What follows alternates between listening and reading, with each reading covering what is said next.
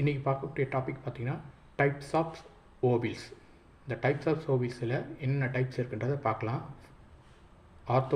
ஆர்த்தோட்ரோபஸ் ஓவில்ஸ். First வந்து ஆர்த்தோட்ரோபஸ் ஓவில்ஸ்னால் இது வந்து அப்ரைட் பொசிஷனில் இருக்கும்.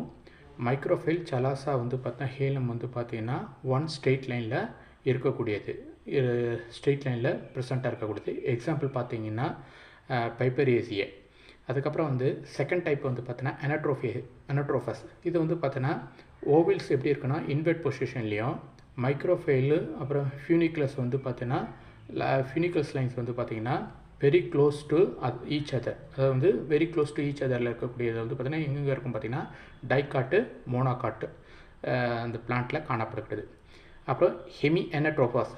இது வந்து பார்த்தீங்கன்னா ஓவில்ஸ் வந்து பிளேஸ் வந்து எங்கே இருக்கும்னா ட்ரான்ஸ்வர்லி. அப்புறம் வந்து பார்த்தீங்கன்னா right angle to the funicle. Example வந்து பார்த்தீங்கன்னா பிரைமிலியேசியே. அதுக்கப்புறம் வந்து லாஸ்ட்டாக இருக்கக்கூடியது வந்து கெமிஃபைலோட்ரோஃபிஸ்.